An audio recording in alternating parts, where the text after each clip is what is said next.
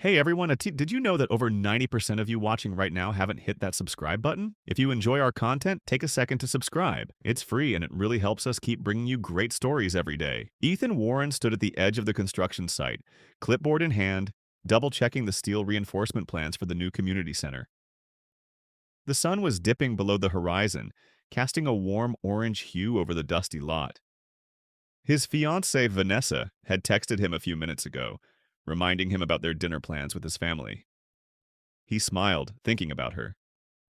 They had been together for 4 years, met in college, fell in love slowly, the kind that felt inevitable. Everything in Ethan's life was aligning just right. His career was taking off. He had just been offered a project manager role with his firm. Vanessa had recently opened her own boutique in town, and his parents were finally warming up to her after years of cautious observation. Even his younger brother, Eric, more of a free spirit and less settled, seemed to be finding his place in life, working with a local media company. But that evening, as Ethan climbed the steel scaffolding to inspect a higher support beam, something went terribly wrong. A loud creak echoed through the air, and before he could react, the metal beneath him gave way. Time felt like it slowed. There was a rush of wind, the sharp, panicked gasps from workers below, and then darkness. Ethan woke up in a hospital room with the sharp scent of antiseptic in the air and a dull, burning ache in his leg. A nurse was adjusting the IV in his arm, and pain pulsed in waves through his body. He tried to move but couldn't. His right leg was suspended in a brace, and his side was tightly bandaged. The doctor told him he had suffered a compound fracture along with several bruised ribs and a mild concussion. Recovery would take months. Vanessa visited the next day, her eyes red from crying, her hand gently squeezing his. "You scared me," she whispered. "I thought I was going to lose you." He could barely speak, his throat raw and dry, but he squeezed her hand back. That gesture, simple as it was, said everything he felt. He needed her now more than ever. In the weeks that followed, things changed in small, almost imperceptible ways. Vanessa still visited, but less often. She always had somewhere to be. Inventory issues at the boutique, supplier meetings, helping her cousin with a move. Ethan noticed but tried not to dwell on it. She was under pressure too, and he didn't want to make her feel guilty. He told himself he was just being paranoid. Eric, on the other hand, came by more frequently than he ever had before. He would sit by Ethan's bedside, cracking jokes, sharing updates about their hometown, even bringing Ethan's favorite sandwiches from their childhood diner. For a while, Ethan was grateful, but sometimes he'd catch Eric glancing at his phone with a cryptic smile or rushing off without explanation. It was probably work, Ethan assumed. When Ethan was finally discharged and returned home, confined to crutches and physical therapy sessions, he felt hopeful. At least he was moving forward. But home wasn't the safe haven it used to be. The house felt colder. Vanessa was distant. They had always shared morning coffee and late-night talks, but now she was up early and home late, often claiming exhaustion and retreating to the guest room under the pretense of letting him rest. Ethan noticed changes in her behavior. She was on her phone constantly, always keeping it face down. He tried to bring it up once, gently, but she brushed it off with a tired smile. "You're recovering, Ethan. You're emotional. Let's not create problems where there aren't any." His parents were no help either. When he brought up his concerns about Vanessa, his mother looked at him with thinly veiled disappointment. "Vanessa has stood by you through so much, Ethan. Maybe you're just not seeing clearly right now. You need to be grateful she's still here." His father nodded in agreement. "Focus on healing. Don't push people away." Ethan sat silently at the dinner table that evening, watching as Vanessa laughed at something Eric said, her hand briefly touching his arm. It could have meant nothing, but it didn't feel like nothing. It felt like too much. One night, after Vanessa had gone out to see a friend, Ethan limped his way to the living room, needing some air. He settled on the couch with a blanket, trying to distract himself with an old movie. But halfway through, he fell asleep. He awoke to the faint creak of the front door opening. It was past midnight. Ethan, still groggy, turned his head to see Vanessa entering quietly. She didn't notice him on the couch as she walked past. Her shoes were in her hand, her lipstick slightly smudged. Ethan said nothing, just watched. The next morning, he said nothing again. He didn't have proof, just a storm of suspicion swirling in his mind. Maybe she had just been out late. Maybe she was tired. Maybe. But the silence grew louder in the following weeks. Eric came over more often than was reasonable. Vanessa's laughter returned, but it wasn't, directed at Ethan. One rainy afternoon, while she was out again and Ethan was left alone, he found her old phone in a kitchen drawer, one she hadn't used in a few months since upgrading. Curiosity, or perhaps desperation, compelled him to charge it and check. What he found changed everything. Messages, photos, flirtatious exchanges between Vanessa and Eric. Plans made, nights spent, even jokes about Ethan veiled in "he's so strong" irony. There was no mistaking it. They had been seeing each other for months, starting not long after his accident. Ethan's hands trembled as he scrolled through the messages, each one a dagger. He couldn't breathe. The betrayal was complete, and worse, covered in the comforting smiles of the two people he had trusted most. He showed the text to his parents that evening, hoping for their support. Their response shocked him more than the messages. His mother looked away, eyes brimming with tears, not for him, but for the discomfort. "Ethan, sometimes things happen. You've been so difficult since the accident. Vanessa has been trying." "She's still here," his father added. "Eric, he was just helping. These things are complicated." It was like standing in the center of a collapsing building, the walls giving way, and everyone he thought would pull him out simply stepped back. That night, Ethan sat in his room, his leg aching, heart hollowed out. Everyone had chosen the people who betrayed him. The loneliness was deafening. But underneath it, a slow burning resolve began to grow. He would not beg for loyalty again. He would not stay silent. He would not be the fool in their story. The game had changed. He just hadn't told them yet. The days that followed were quieter than ever. Ethan went about his recovery in a mechanical fashion. Physical therapy, short walks, long silences. Vanessa acted as if nothing had changed. She still made him tea in the morning, still offered polite smiles, still played the role of a caring fiancée.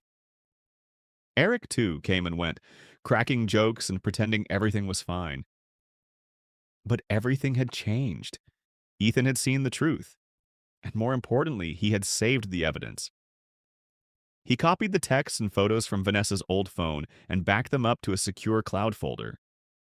Then he sent the file to a hidden email address only he knew about.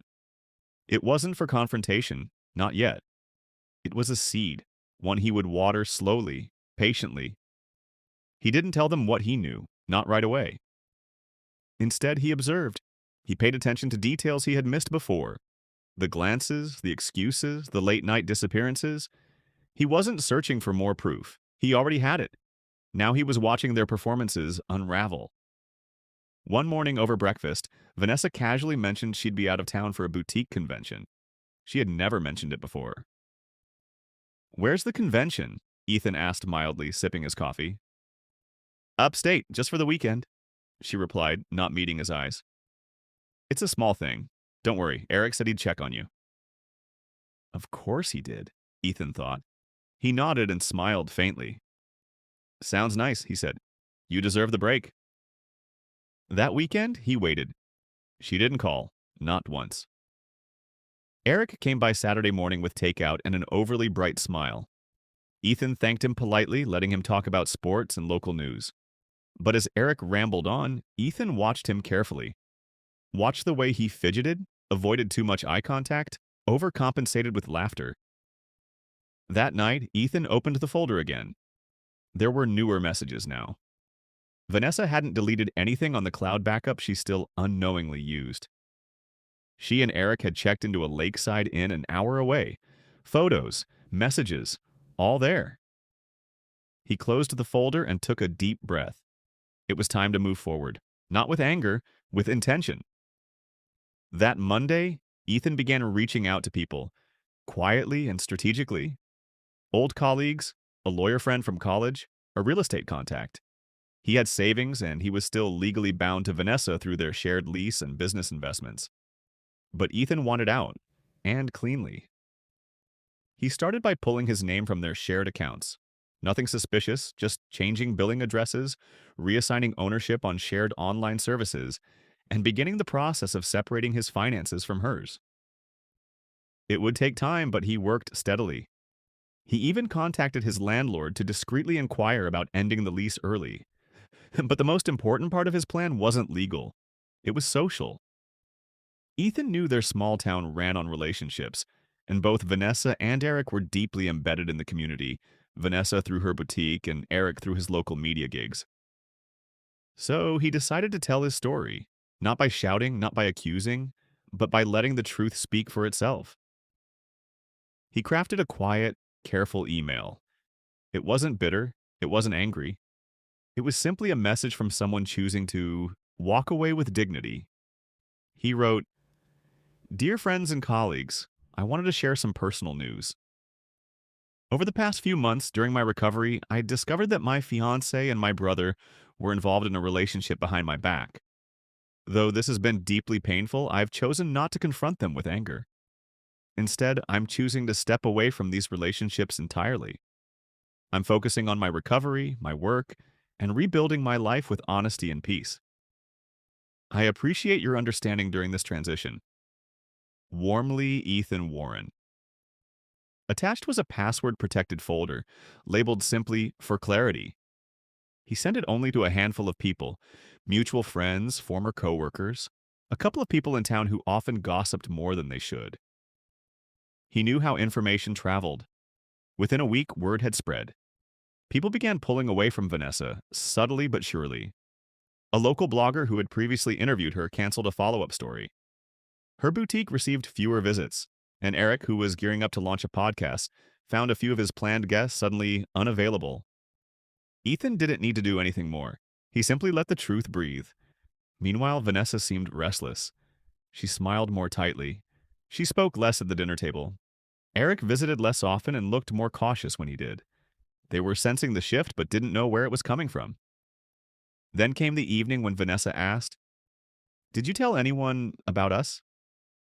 Ethan looked at her calmly. "I didn't lie," he said. "I just stopped covering for you." Vanessa looked away, her composure briefly faltering. "Ethan, I never meant to." "You did," he said. "And it's fine. I'm not angry anymore." She didn't reply. He stood up, steadying himself on his cane. "I'll be moving out by next month. I've already spoken to the landlord." "But what about us?" she asked quietly. "There is no us," Ethan said, "and there hasn't been for a while." He walked away then, and for the first time in weeks his leg didn't feel as heavy. Over the next few weeks he tied up loose ends. He finalized his apartment rental, signed a consulting contract with a firm in another city, and prepared for a fresh start. His parents still didn't say much, still stood awkwardly neutral, but Ethan had stopped looking to them for validation. He had found his peace elsewhere.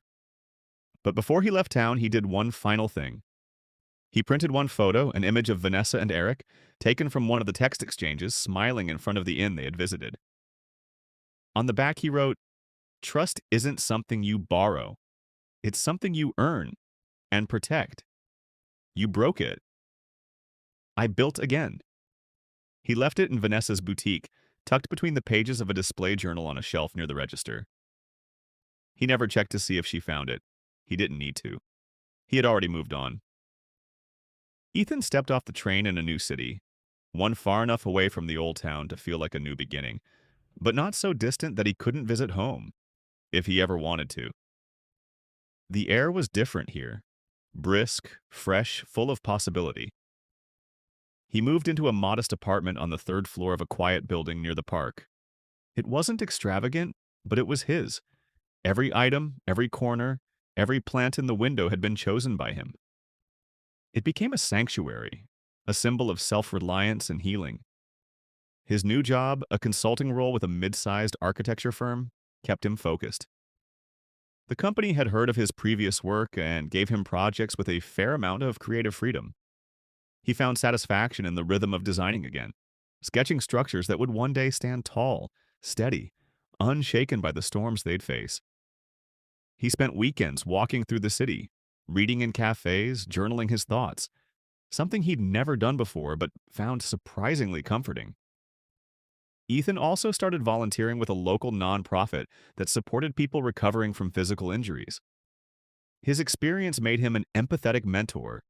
He spoke at a few workshops, not about betrayal or pain, but about perseverance, about adapting when everything changes, and about the strength that comes from choosing to move forward with grace.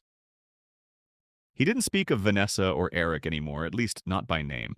They had become part of a closed chapter. The wound was still there, but it no longer bled. It had formed a scar, a quiet reminder of what he'd survived. But life has a way of circling back, gently or otherwise.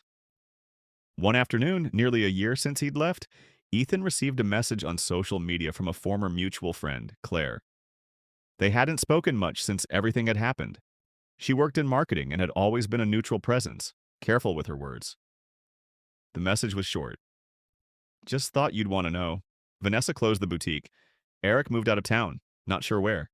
People finally saw it all for what it was. You handled it, better than anyone else would have. Hope you're doing well.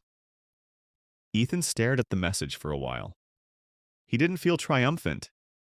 Not really, just complete. Later that evening, he sat by his window, the soft sound of rain tapping the glass. His apartment was warm, quiet. The city lights blinked gently in the distance. He poured a cup of tea, opened a book, and let the calm settle in. There were still hard days. Some nights when the memories returned. Not the betrayal, but the time before it. The innocent mornings, the laughter over burnt toast, the dreams shared over late dinners. Those weren't fake, even if everything after them had been.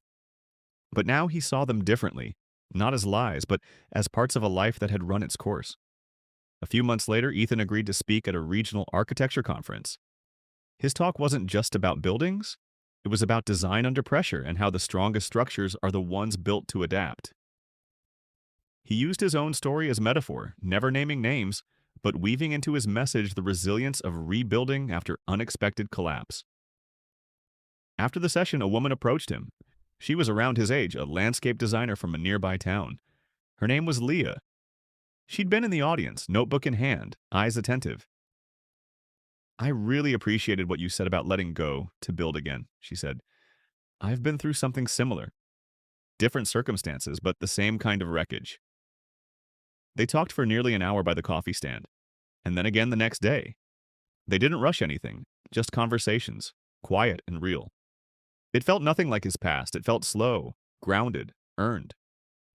Weeks passed, then months. They kept in touch, started meeting on weekends, visiting art exhibits and parks, talking about everything from design principles to favorite books. It wasn't dramatic. It wasn't a whirlwind. It was peaceful. One evening, walking along a quiet street, Leah asked him, "Do you ever think about what happened?" Back then? He thought for a moment before answering.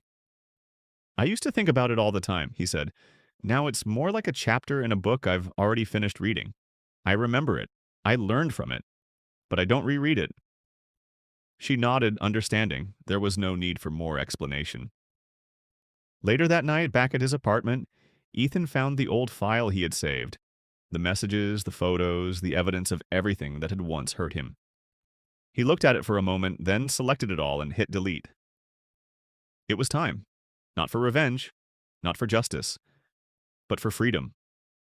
By letting go of the last thread tying him to that pain, he gave himself something far more powerful than revenge ever could. A future.